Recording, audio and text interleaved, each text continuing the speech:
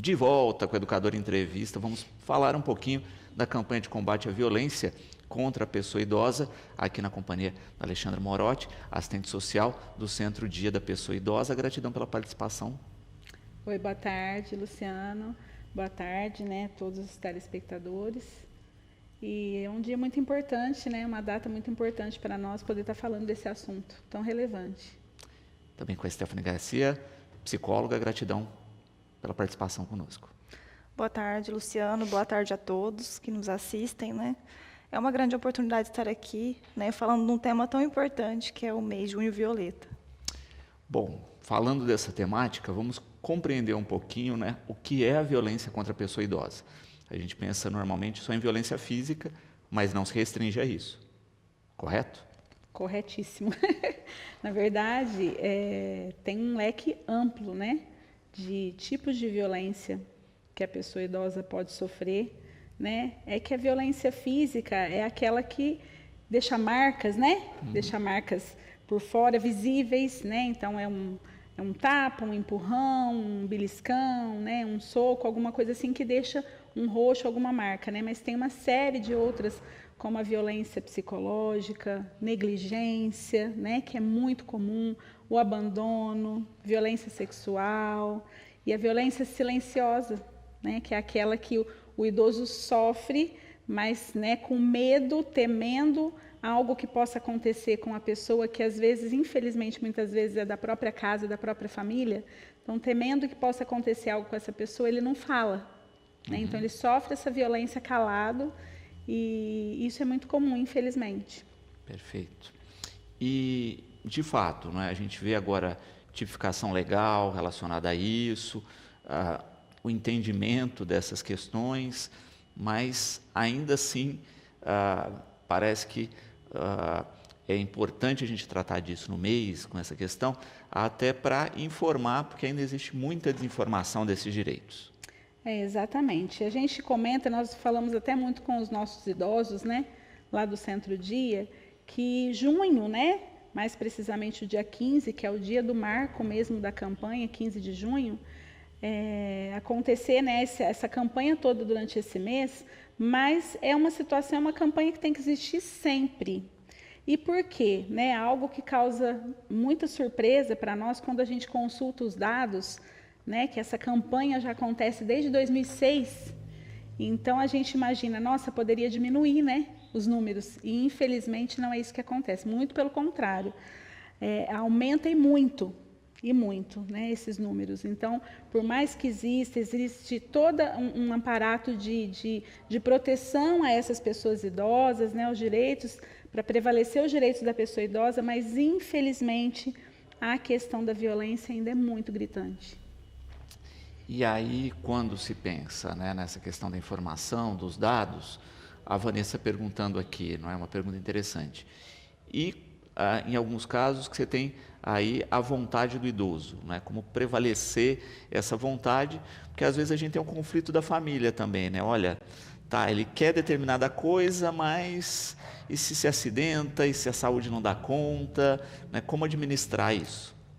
Exatamente, isso é um ponto importante, eu falo que hoje nós recebemos até inclusive muitos encaminhamentos de idosos que vivem sozinhos, Alguns porque de fato não tem pessoas que possam estar oferecendo os cuidados e talvez outros por vontade própria mesmo, Então eu acho que existe toda uma questão, a Stephanie pode, enquanto psicóloga, até me ajudar nisso, da questão desse, existem, porque quando existe um encaminhamento, chega as informações desse idoso que está passando por uma situação de isolamento, está precisando de cuidados, mas de repente ele não quer, e essa informação pode chegar até os órgãos competentes, o CREAS, por exemplo, um Disque 100, alguma informação, e que esses órgãos podem ir até essa pessoa idosa e entender, porque eu acho que é importante, eu acho que o idoso ele precisa ser ouvido. Então, de fato, a vontade dele às vezes tem que prevalecer, porém, de uma forma talvez que possa assegurá-lo nas questões das vulnerabilidades. Então, tem que entender, está vulnerável? Porque às vezes tem pessoa idosa, que vive sozinha, mas uma pessoa que ainda está autônoma. Sem dúvida. Sabe? Então, eu acho que tem que levar em consideração, certamente. Não é porque a pessoa está mais velha que ela não tem o direito de escolha. Mas tudo tem que levar em consideração a situação que ela está vivendo e oferecer. Eu acho que o importante é a ajuda e assim, o conhecimento chegar até a pessoa. Porque eu acho que o importante é isso. É chegar ao conhecimento. Às vezes ela acha, não, eu acho que eu tenho que ficar assim e pronto.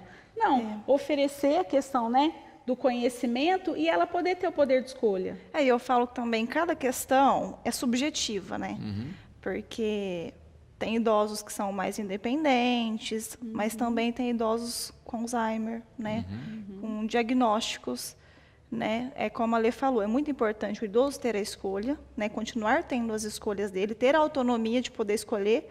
Porém, se vai colocá-lo em risco, é algo para se conversar, né? Para se trabalhar ali de forma entre família e pessoa idosa, mãe, pai, avô, né? Então, cada realidade é de uma forma, não existe uma receita, olha, tem que fazer assim assado, não tem. Perfeito. Tem que ver a situação na sua individualidade, né? Cada caso tem a sua demanda. Quando nós falamos a questão do perfil de denunciar, de informar a respeito dessas violências, a Juliana pergunta, né, quais são os canais e os caminhos para isso. Para denúncia, né? Isso. Olha, tem a disponibilidade do Disque 100, né? Que é um teleatendimento, que inclusive pode ser por denúncia anônima.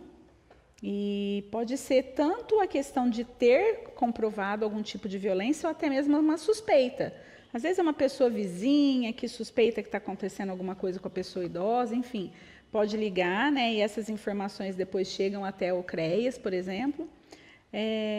Pode ser, às vezes é uma situação de violência física e tem que acontecer algo de imediato, né? O 190, chamar a polícia. Tem a questão do CREAS, propriamente, que né, tem a porta lá que já pode ir de entrada dessas questões de denúncia. A própria pessoa idosa, de repente, pode procurar, tem uma equipe lá, né, especializada para atender esse público. Nós temos aqui em Batatais o Conselho, né, Municipal da Pessoa Idosa, que também trabalha essa questão. E, em último caso, algumas situações que talvez ou sejam direcionadas ou que podem procurar também o Ministério Público. Perfeito. Né? Então, tem um leque aí de possibilidades para poder chegar a essas denúncias. Que mostram que existem caminhos, Com certeza. Que é importante encaminhar. Isso. E também é interessante a gente observar isso, né? Que as denúncias têm sido feitas cada vez com mais rotina, né? Pela compreensão disso.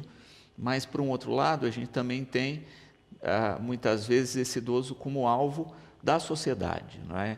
Então, por exemplo, na questão hoje de créditos, de consignados, etc., que estão num volume assustador e que, muitas vezes, esses idosos não têm a quem recorrer. Exatamente. Né? Hoje, inclusive, nós tivemos uma roda de conversas, um bate-papo lá na Paz sobre esse assunto, né?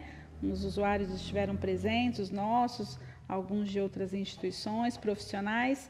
E né, nós tivemos a doutora Thaís conversando com a gente, orientando, porque uma das violências mais gritantes é a questão da violência financeira. É aquela questão do empréstimo que é feito, consignado no benefício da pessoa idosa, que depois vem descontando e às vezes essa pessoa nem sabe que foi feito o empréstimo em nome dela. Existe, né, um limite para esse empréstimo, né? Então, assim, e às vezes, né, de repente, ou o banco ou financiadoras, não sei, acabam ultrapassando. Então, as pessoas têm que estar muito atentas quanto a isso, né, para que o idoso não seja violentado nesse sentido. Usa da vulnerabilidade, Exatamente. Né? Ou até mesmo te falar, não, olha, eu vou fazer, me empresta para eu fazer no seu nome, mas depois eu te pago, né? Tem e às vezes também. Esse pagamento não acontece, enfim. E o quanto é fácil, né? Fazer isso. Muito fácil. Até muito por fácil. código que manda no celular, por exemplo. Exato. Dessa questão econômica, financeira, que é bem problemática. Hoje nós também temos, e que o Rogério coloca aqui, não é?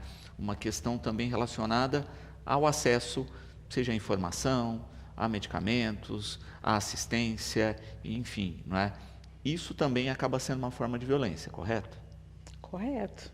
Eu entendo que sim, né? Porque eu acho que a informação é fundamental, né? E precisa chegar até as pessoas de maneira geral, né? Principalmente no caso aqui, a pessoa idosa. Então, tem que saber, tem que conhecer os seus direitos, né? Lá no Centro Dia a gente enfatiza muito isso e até com recorrência para eles entenderem mesmo, né? Onde buscar informação, por que recusar determinada coisa, saber que eles têm prioridades, né? Diante da situação da idade, da condição, enfim. Então, eu acho que realmente não ter acesso a tudo isso é, com certeza, violência. Cada vez mais também a gente vê estruturas de apoio, não é? Uma delas é a questão do Centro-Dia, que também mudou um pouquinho o panorama, né? Porque antes a gente tinha os chamados asilos, única e exclusivamente, né? Que de fato você acabava exilando esse idoso, né? Com pouco contato com a família, etc. Mas se vê essa configuração cada vez mais rotineira, né? De atividades, Sim. que há espaço de cuidado para esse idoso enquanto a família trabalha, mas sem romper a convivência familiar. Sim, que é muito importante, né? Eu falo que nós das instituições, né, que trabalha que esse serviço de proteção, né, especial à pessoa idosa, então a gente tem que, o nosso papel é também evitar ao máximo a questão da institucionalização, né, porque às vezes tem situações que já em primeiro momento, olha, não está dando conta, ou esse idoso não está bem em casa, tudo, vamos pensar já em institucionalizar. Não, tem outros meios, outras situações, né? Tem o Centro-Dia, tem o CCI, enfim, tem algumas outras instituições que pode fazer, porque às vezes a vulnerabilidade desse idoso, de repente, é o isolamento. E isso pode ser, né, resolvido com a questão dessa inserção, né? E de chegar essa informação, aquilo que você bem colocou, de chegar essa informação até o idoso, daquilo que o município oferece. É claro que nós ainda estamos muito carentes, né? Ainda de serviços, porque não dá conta, a população idosa tem crescendo, né? Nós temos aí mais de 30 milhões, né, de idosos no nosso país, enfim. E a expectativa, pelo que a gente busca nas informações, é de que a população, né, vai crescer ainda mais, que a expectativa de vida vai aumentar. Então, precisa se pensar nessa questão do que fazer com esse idoso. Esse idoso tem direitos, né, e que ele possa ter também o acesso àqueles que realmente precisar. E quando se pensa também no campo da psicologia, a gente vê também isso, né? Uma condição, muitas vezes, intelectual, entre outras, que decai justamente pela ausência de contato, de cuidados e de rotina ativa. Sim, não, isso é mais frequente do que a gente imagina, né? Eu costumo comparar a nossa vida, o ser humano, com uma planta. Quando você não cuida da planta, ela vai o quê? Desfalecer. É a mesma coisa que o ser humano, a pessoa idosa, né? Quanto mais cuidado ela tem, mais vai demorar o agravamento do Alzheimer, né? Ela vai ter uma autoestima elevada, ela vai ter uma qualidade de vida melhor. Também, não é, dentro dessas atividades de rotina, desse estímulo, dessa questão da informação, a gente sabe que a demanda é muito maior do que a gente consegue atender hoje, não é? E cada vez vai ser maior, não é? E também falta um pouquinho de discussão nesse sentido. Nas esferas governamentais, a gente vê pouco esse olhar. Sim, eu acho que está caminhando, porque as informações, né, estão chegando. Então, assim, né, nas reuniões são muitas discussões, conselho, CREAS, enfim. Então, sabe-se que é muito importante, né, que realmente a nossa vontade era que pudesse dobrar nosso número de vagas, enfim, que pudesse ter um olhar para isso, outras instituições. Eu acredito, a gente espera, né, que isso possa melhorar aí num futuro próximo, porque realmente, assim, a demanda é gritante. Perfeito. Para quem quiser mais informações a respeito do tema, conhecer um pouquinho, né, do conhecimento do município a respeito, quais são os caminhos? Olha, até a gente, né, coloca à disposição, se quiser saber a respeito disso, né, nós estamos trabalhando nesse momento, né, com esse foco. Mas eu falo que internet tem bastante coisa que a gente tem que usufruir da internet para esse fim. Então, no Ministério dos Direitos Humanos tem uma campanha, né? Eles estão fazendo, então tem lá muita informação sobre a questão, tem muitos vídeos que facilita, né, a visualização. Então lá eu acho que é um canal assim maravilhoso. E qualquer coisa que você pesquisar e procurar nas redes sociais, no Instagram, né, do Ministério, tem muita coisa também. Então, procurar isso na rede social, com certeza vai, principalmente nesse mês, vai encontrar bastante informação a esse respeito. Perfeito.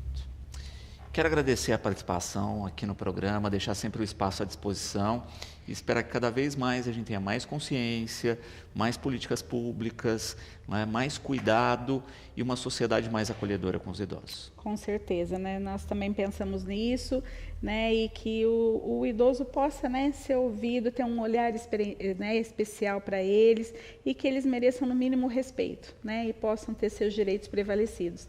E nós que agradecemos a participação e sempre o acolhimento aqui.